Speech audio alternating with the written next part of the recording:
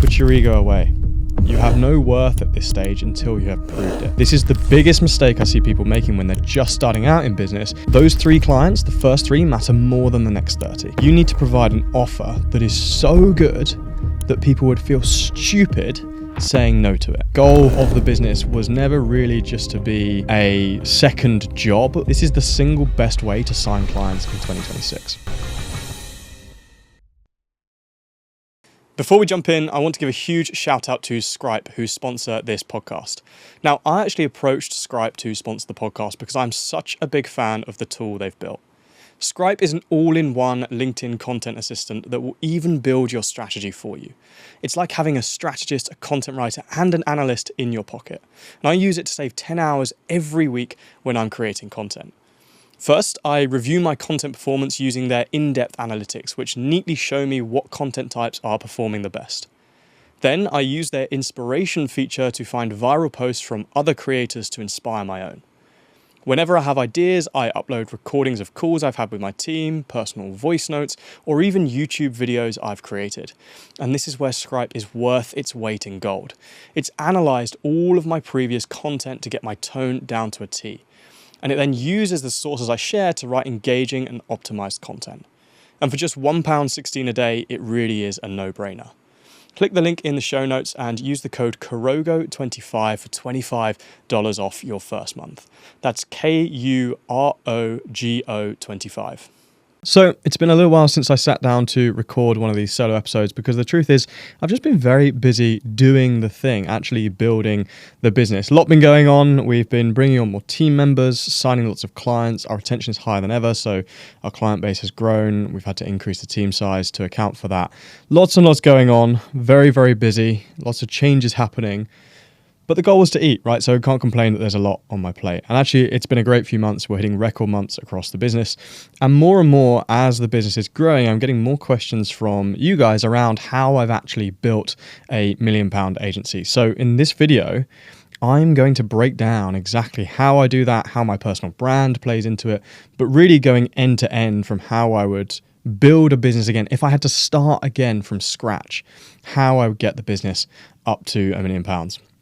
So that's what we're going to be looking at in this video. And I've built a business where the goal of the business was never really just to be a second job or just to scale for the sake of scaling or take on a load of investment and basically become a slave to investors. The goal of the business was to build a self-sustaining system that allows me to eventually fund money into other projects in the future and build wealth, right? That is what I'm building with this business. So I'm going to break down exactly how I've done that and show you exactly what to do step by step if you want to build a 7-figure business yourself. Now, a lot of people, to be honest, they're not actually going to implement any of this video. In fact, I reckon 90% of people won't even pay attention all the way through this video. And that is why if you watch this video all the way through, you're instantly in the top 10%. If you take action on this video, you're going to be in the top 1%. You're going to be ahead of 99% of people that don't have the attention spans or the initiative to actually implement this. Let's get into it. Okay, so these are the 7 steps to building a £1 million business. Now, if you are just starting from scratch, you're building a new business, the first thing you need to nail down is your product and your offer. Okay, and when I say product and offer, a lot of people, they go straight into the offer side of things and they don't really consider how their product is built in the first place. But your product, that could be something physical, it could be a service, it could be a software. Essentially, whatever you're providing to your customers and clients needs to be exceptional. And it needs to do one thing in particular. It needs to solve a problem. This is the biggest mistake I see people making when they're just starting out in business is they don't have a product that solves a painful enough problem. They are either creating nice to have products or they're solving problems that aren't that significant. Instead, what you want to focus on is building something that solves a very, very painful problem. So something that is costing people a lot of time or money or potentially hurting their ego and causing emotional difficulty. You want to be solving these sorts of problems. Now, some people, they actually build a great product that solves a very painful problem, but they don't position their product around the problem well enough. So you really want to focus on thinking about how your product solves the problem and position it, the way you talk about it, the language you use. Always frame it around the problem that you're solving. A big thing to consider here as well is the niche that you're going after. Now, a lot of people niche by industry, right? So they'll tell you to be like the fitness coach for athletes or for mums or for like a very specific demographic of person. Now, I don't think you necessarily actually need to niche by industry. In fact, with my business, we've served over 50 industries so far to date, and we've never had a problem targeting them. Actually, we've niched down based on the service line and the product that we offer. So we've niched in a slightly different way to industry.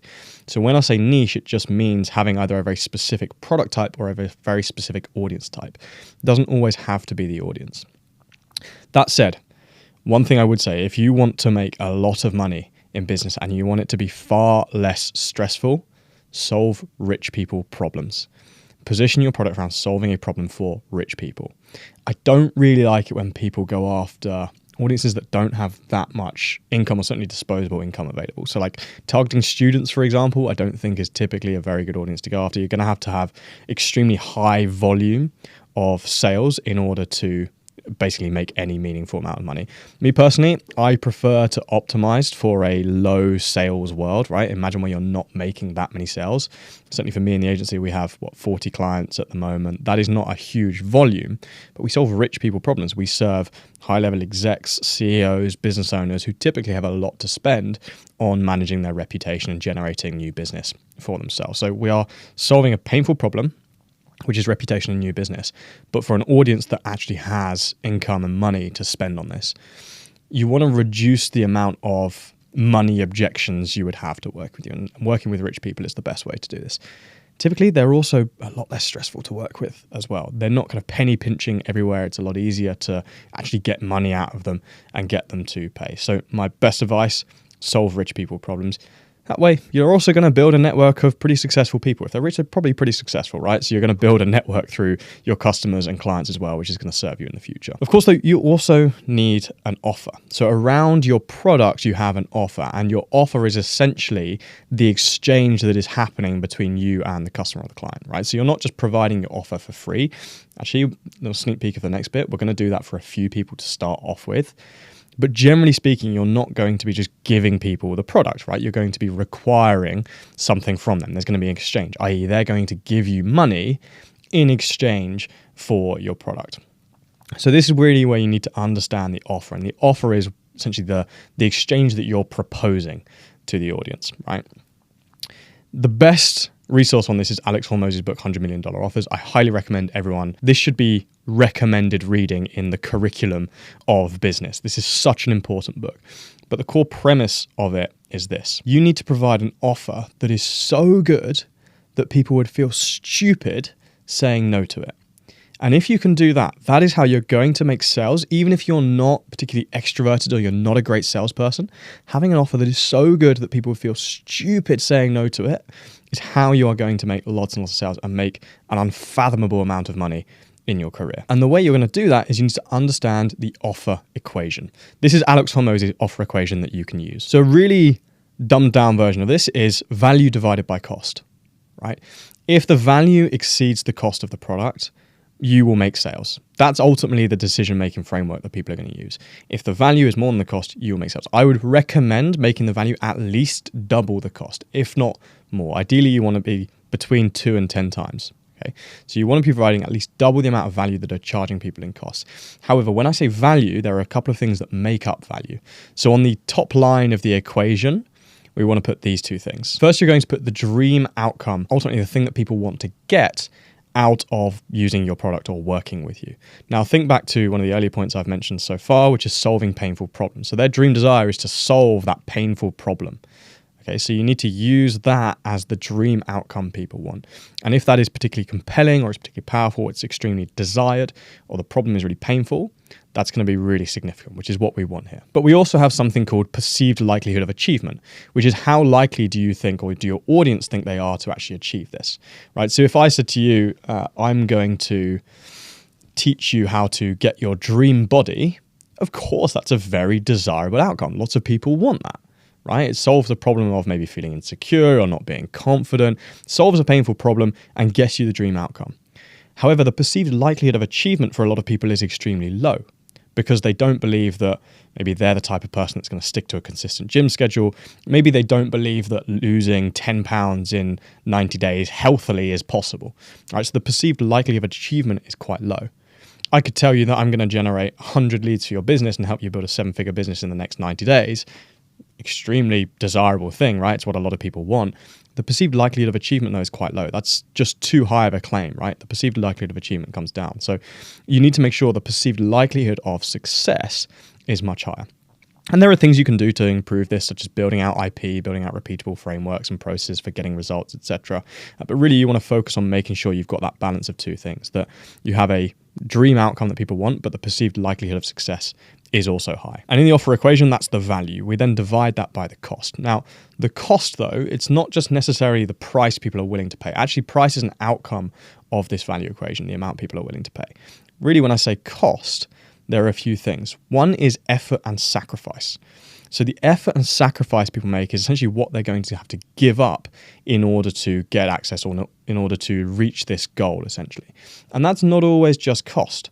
Effort and sacrifice could be if we take the fitness example, right? If the outcome that I'm promising is to help you lose weight and get your dream body, the effort and sacrifice is, the effort of going to the gym each day, the sacrifice of giving up your favorite food, the sacrifice of maybe not being able to go out and party as much. There are a lot of things you're giving up in order to get access to the dream outcome, right? So it's not just the money you're giving, it's also the other things around it you have to give up. So you need to minimize the effort and sacrifice. So if you're creating a great offer in the fitness space, you might help people achieve their dream body in 90 days without having to go on ridiculous diets or giving up their social life. So in that offer, you're reducing the effort and sacrifice people have to make. You also want to reduce the time delay. So this is the other part of cost. There is always going to be some sort of time delay between them buying your product or working with you and achieving the dream outcome that they want. Your goal is to reduce that time delay as much as possible. So you want to get people results as fast as you possibly can, because people value results sooner than they value results later on, right? People want the result quickly. So the more you can reduce the time delay between the moment they start using your product or working with you and actually reaching that dream outcome, the higher value of your product is. And those 4 things make up the offer equation. So we have your dream outcome, your perceived likelihood of achievement, multiply those 2 things together and divide them by time delay and effort and sacrifice. And that creates the offer equation. But here's the most important thing. Clarity wins at this stage. The most important thing is that your offer is simple and easy to understand. If your offer is overly complicated and a 6-year-old couldn't understand it, you're not going to make sales. It needs to be really simple for people to understand instantly. And once you know your offer and you've got that nailed down, the next question becomes, who's going to trust you enough to use it? How are you actually going to sign your first clients? So let me tell you what I did to sign my first clients and exactly what I would do if I started again tomorrow with no case studies, no results and no experience, how I would go about signing my first 3 clients. The thing to remember here at this stage is you don't need to get rich off these clients. Okay, you will long term, but the goal right now is not to charge loads of money and get to 10K a month as soon as possible. You need case studies, you need proof. You need referrals. So the number one thing we've got to focus on is just getting these clients on board. We're not necessarily going to look to charge them premium rates. Put your ego away. You are not at that stage yet. You are just getting started and you need to understand that. I promise you, those 3 clients, the first 3, matter more than the next 30 because they're not just paying you. In fact, my advice is don't make them pay you. They're validating your offer as well. So here's what we're going to do to sign our first 3 clients.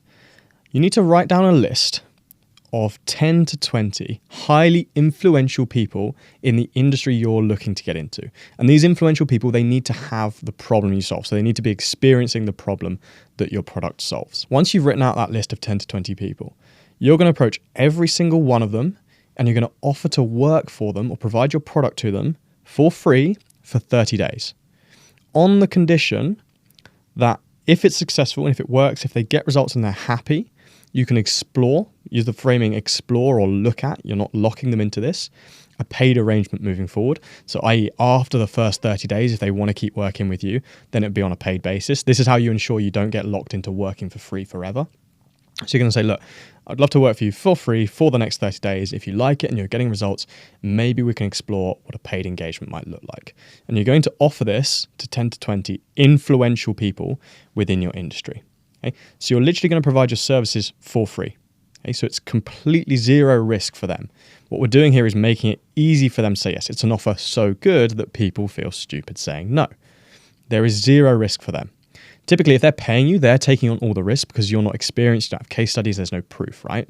So you're removing the risk for them.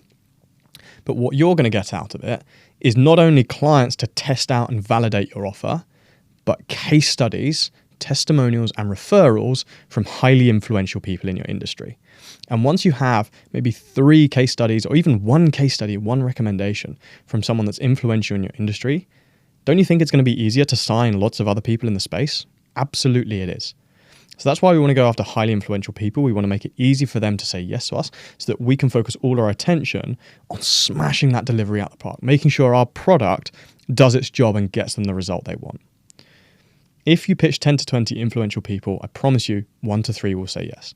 Look, if they don't, if I'm wrong and they don't, so be it. You just pitch the next 20 and that is business, right? There are going to be times where you get knocked down, but you just have to keep going and keep pushing through this. Do not move on from this stage until you've got 3 people to say yes to you. Cool. And look, some people at this point, they're going to be like, oh no, I'm too valuable to work for free. Like my worth is more than that. Put your ego away. You have no worth at this stage until you have proved it. Those people that are saying, I am worth more than that, I don't work for free, they're going to spend the next 6 months trying to sign their first paid client. When you work for free, for even 1, 2, or 3 people, you're going to get your first client in 30 days and your paid clients within 30 to 60. You're going to be way ahead of those people that are too egotistical to work for free for a short period of time. And look, I appreciate not everyone is in the best possible position to work for free and go 30 days without income, which is why I recommend if you have a day job currently, don't quit that day job until you've validated your offer, you've got some case studies and you've got people in the door. So within 30 days of doing this, you should have your first few clients on board where you can really focus on nailing delivery for them. And that's really important because getting clients is one thing, but keeping them is another. That's where the real business begins. So let's look at how you can retain your clients so they never leave. Everyone in business seems to talk about acquisition, getting leads, winning clients. Here's the thing. Acquisition feeds your ego. Retention feeds your bank balance. If you can't retain clients, you will never scale your business. It's kind of like running the bath, but with the plug out. There's loads and loads coming in, but it's constantly going out at the same rate. And here's the thing. Retention is not just the service delivery and the quality of the product. It's also your relationships, your communication with clients. Everything matters. And that's why every week I look at one number, which is client churn. I review this with my senior team every single week because that's the most important one. If that number is not low, it doesn't matter what else you're doing in the business, you are never going to scale. So here are 5 things that you can do to increase your retention. And by the way, when we've used these 5 things in my business, our retention has skyrocketed in the last 6 months. In fact, I wish I learned these sooner. The first one is don't overpromise in the sales process. It can be tempting when you're selling potential clients or customers to overpromise on outcomes and deliverables, the things that they're going to get from your product. Sure, that might get them on board and it might do enough to convince them to say yes there and then, but they're then going to have ridiculously high expectations that aren't going to be met when they actually use your product. And that's going to very quickly lead to them leaving. In fact, you're better off just being realistic with what people are actually going to get when they work with you so that they stay for longer and their expectations are managed. The worst thing you can do is overpromise in sales and then have unhappy customers that leave and talk negatively about you once they actually sign on. The next thing is to nail the first 30 days.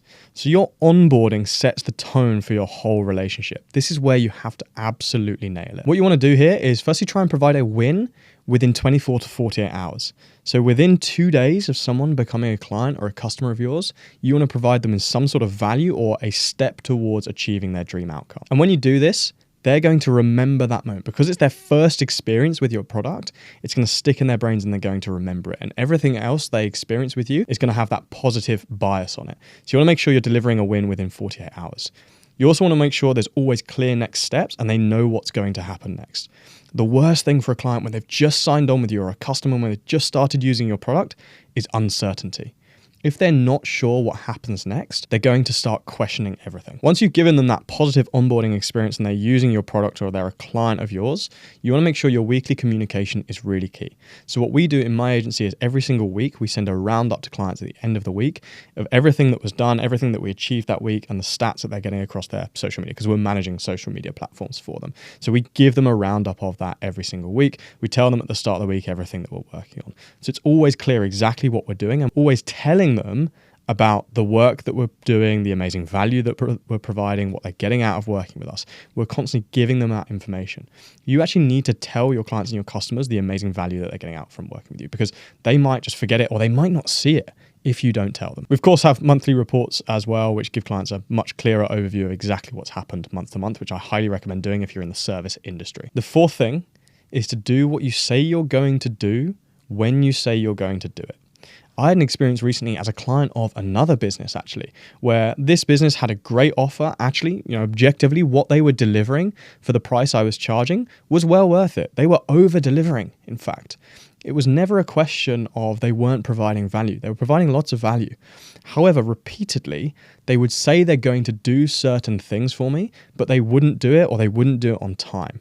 And to be honest, it didn't really matter how much value they were providing. I just got pretty pissed off at that, and I ended up leaving this agency and stopping working with them. Not because they weren't providing value, but just because I got bored of expecting things and then not being delivered at the time. What they were delivering was brilliant. They just weren't doing it when they said they were going to. I had a lot of uncertainty around when things would come, whether they would come altogether, and that made me leave. So make sure you're doing what you say you're going to do when you say you're going to do it. That is the single biggest thing you can do to keep clients happy and give them certainty. And the final thing is, as you build out your team, which we're going to come on to talk to very shortly, is incentivize them directly by retention. I used to have these all sorts of complicated retention bonuses that were just unnecessarily overcomplicated, and none of them ever seemed to affect our retention figures. But earlier this year, I gave my team extremely clear retention figures where they were directly and clearly rewarded for their retention of clients. Since we did that, we've had record months of retention month after month, and the business is bigger than ever. Sure, you might be spending a little bit more on your team, but it is well worth it for the assurance and certainty that you're going to be keeping clients month on month. Remember, this is the foundation to scale. If you don't get this in place, you're never going to grow past six figures. Now, at this point, if you're still watching, you're already in the top 10% of people who have actually stuck around and are paying attention to this video. If you've started implementing what we've been teaching so far, you're in the top 1% as well. So stick around for the next 4 steps, because we're going to be looking at how we can actually scale now we've got this foundation of retention. And that starts with increasing your client acquisition. And what this quote is essentially saying is that if you don't have lead generation in place, everything else starts to fall apart. A lot of people at this stage are thinking about operations and systems and hiring a team. None of that really matters if you're not signing clients, because, well, you don't have clients to serve. You don't have clients to need an operating system before. It's all pointless. Everything ultimately is downstream from lead generation. And if you can nail lead generation, everything in your life is going to become a lot easier. The assurance of a consistent stream of new people who want to use your product allows you to fuel your own growth. It allows you to invest more in growth. So you want to nail down your lead generation system at this point, especially if you're starting to bring on team members. And to do this, what I want you to build is something called a value engine. Now, your value engine is going to be your whole marketing system.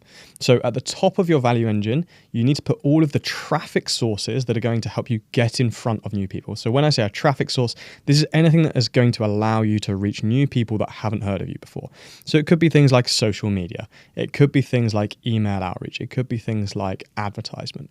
Everything that allows you to reach new prospects, and break this down by channel as well. So you might have a channel, LinkedIn, YouTube, Instagram, whatever channels you're using, list them all out. You're then going to have your middle of funnel system, which is how you kind of nurture them. So this is going to be things like lead magnets, but I don't just want you to put lead magnet. I want you to actually go into detail in the exact flow that people are going to go through. So you're going to send them from a traffic source to a landing page. On the landing page, they're going to submit their contact information in order to get access to the lead magnet. From there, they're going to go to a sales page. And on the sales page, you're going to give them the option to book a call in your calendar. So you need to break down this process step by step, so that you can essentially map out every touch point that a complete stranger would have to go through in order to become a customer or a client. Step by step. Once you've got that in place, what you're going to do is traffic light this system. So anything that's functioning really well and you're getting good results from, you can traffic light that as green, right? So that's fine. You don't really need to pay attention to that at the moment. It's functioning okay.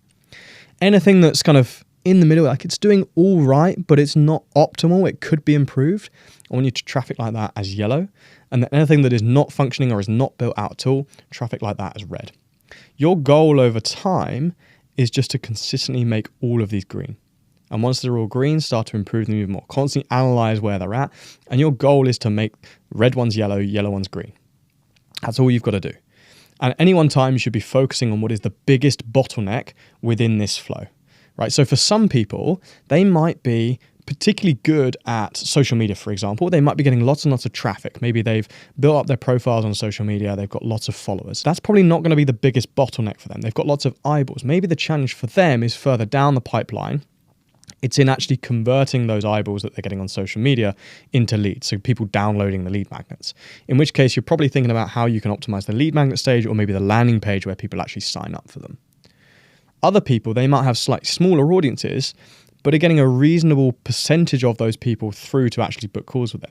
For them, the problem probably isn't the conversion stage where people are signing up for lead magnets and booking calls. It's the fact that they're just not reaching enough people. So at that stage, you want to focus on increasing traffic. And really, the growth of your business is just a case of constantly finding where this bottleneck is, where the flow is maybe less than you want it to be, and focusing on increasing that flow, focusing on loosening the bottlenecks so that more business can flow through. And the traffic light system is a great way to this. To this day, I still have a traffic light system of our entire new business function, and I know at any one time where I need to focus my efforts. And I will say at this stage, building your personal brand is an absolute non-negotiable. This is the single best way to sign clients in 2026. Because the honest truth is, nowadays, people buy from people. So look, you can do all the what I call push marketing, like send or spend marketing you want through your company page, sending emails, running ads. You can do all of that you like. But ultimately, the best clients and the highest volume of clients you're ever going to get is people that come through your personal brand. Because they know who you are, they already feel like they understand you and they trust you. And when people trust you, they're far more likely to buy.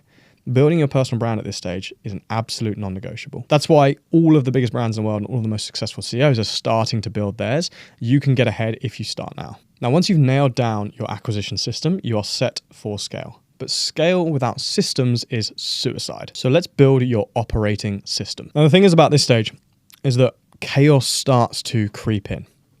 You've got more clients on board. You've got deliverables you've got to hit. You've got probably lots of leads coming through. There's payments that you've got to handle. It kind of all starts relying on memory. And that's when you need to build your operating system, which is the part of the business that makes things predictable. And look, this isn't sexy. This isn't cool.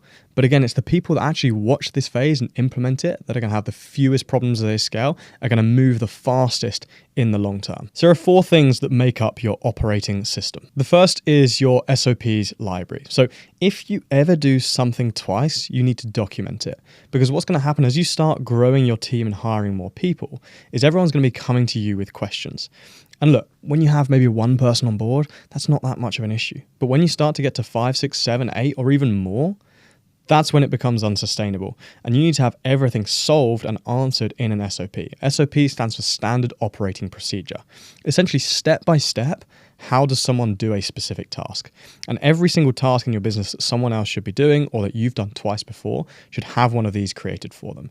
This is going to remove you from the entire process and build a self-sustaining system where people know exactly what they should be doing and they're doing it to the same standard that you would.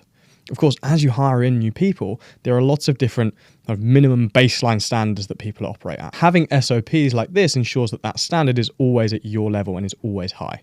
So you need to build out SOPs for everything in the business that you have done more than once. Otherwise, your full-time job is going to become answering your team's questions. The second thing you need is a company scorecard. Ultimately, you can't improve or track what you don't measure. So you need to be understanding the numbers in your business each and every week. At an absolute minimum, you need to be tracking LAPs, which is leads, appointments, proposals, and sales. But I recommend having far more numbers in this that you track every single week. For example, with me and my team, we track our email subscribers leads, appointments, proposals, sales. We also track our numbers across the two sides of the business that we have. We track how many clients are leaving. We traffic light our clients as well. So we have our red zone clients and our green clients. Every single week, we know our revenue per head. So how much revenue we're making per person in the business, our margins, every single number we understand and review as a senior team each week. And I wish I did this earlier, because what this allows you to do is have a lot more predictability about the business. So we know now by looking at past data, on average, how many clients we sign each month versus how many would leave. So we get our net client gain each month. We know roughly what we should be hitting in terms of revenue per head. And this allows you to be far more predictable in the decisions you make. Suddenly you're not guessing when you're making decisions anymore, but you're using data to actually drive those decisions. I know, for example, if we have maybe a slightly higher month of lead generation, I know how many new clients to expect in the next 2 months after that, because historically I've got all of that data, and I know how many team members I need to serve those clients. So I can start to forecast that, say, in 2 months' time, I'm going to need 2 to 3 more team members. Then I can go out and actually develop job descriptions and start hiring for those roles now, so that in 2 months' time, when that influx of clients does come on, I've got the people to serve it and I'm not suddenly panicking and making bad decisions and hiring people quickly. These are the sorts of decisions you can make that are far more informed once you track your numbers, once you've got 6 to 12 months worth of data on them. So if there's one thing I wish I did sooner, it'd be tracking these numbers. You might think at this stage, it's too early for me to be doing this. These numbers, I don't really use them. I promise you, just start tracking them, because you'll wish you had them later down the line. You also need your value engine. So we covered your value engine for your acquisition system, which is a step-by-step breakdown of everything that happens between a stranger becoming a client of yours. But you also need the same thing for delivery. So from the moment a client says yes or a customer buys your product, what is everything that should happen in that customer journey to the point where they either finish working with you or they renew and they're referring other people? You need to break down everything in detail so that, again, you can traffic light this system and you can find where the bottlenecks are in your delivery as well. So you need value engines both for acquisition and delivery. The fourth thing you need is your values and operating principles. This is particularly important as you start to scale your team. It's really going to help start to enforce the culture. But more importantly, it's going to allow the key team members that you have to make decisions like you do. What you don't want in business is lots of people making decisions based on different philosophies or different heuristics. Actually, you want people to make the same sorts of decisions you would. And having operating principles in place allows you to get your way of thinking across to your team. So we have a set of operating principles that my senior team can use to make their decisions.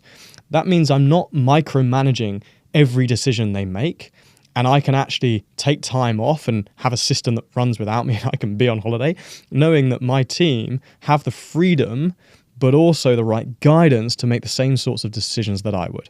You don't have to micromanage, but you also don't have to be involved whatsoever. It gives your team complete flexibility to make decisions exactly like you would. And once that machine is in motion, it's time to bring in those operators. So this is how you hire an A-player team. The first thing I'll say on hiring team is don't make mistakes I've did, because I have wasted easily hundreds of thousands of pounds on the wrong hires. And it's because I didn't hire for my own weaknesses. I hired for what I thought could be a cool project to run. Actually, you want to hire for the problems and weaknesses that you are having. So initially, when you just get started, you might be really good at actually delivering the product or delivering the service to the client. You might be great at customer relations, great at client relations and account management, and you might want to stay within that world. Maybe you're not so good at lead generation and sales. That's the problem. There's the weakness that you have. So you would hire for that role. You might be maybe more like me, where you actually prefer to do the client acquisition and you're really good at winning new business and signing clients and generating leads. Maybe you don't actually enjoy the delivery side so much, in which case you would hire people to deliver the product. As a general rule of thumb, I would say the last thing that you want to let go of is marketing and sales. That's my personal preference, because I feel like as a founder, you want to be as close to that as possible for as long as you need to be. For sure, over time, you should be hiring for those roles as well. But at the start, just hire for your weaknesses. As you scale, you also want to hire for those bottlenecks. So when you've built your value engines for acquisition and delivery, you'll be able to see everywhere where the bottleneck is. In some places, you might decide that the best solution to a bottleneck is to hire a person for that specific role. Or maybe you hire someone to solve the bottlenecks themselves. Right? So you want to find out where the bottlenecks are in your business and solve those too. Here's a quick example. Let's say you had lots of new business coming in, but you were struggling to actually service or deliver the product for those new customers and clients because your team was already at capacity. That's where you would be bringing in someone to handle more of the delivery side. So you might be handling like an account manager, for example, or whatever it is, or a customer service manager. So you're bringing in people to deliver because that's the bottleneck to you growing.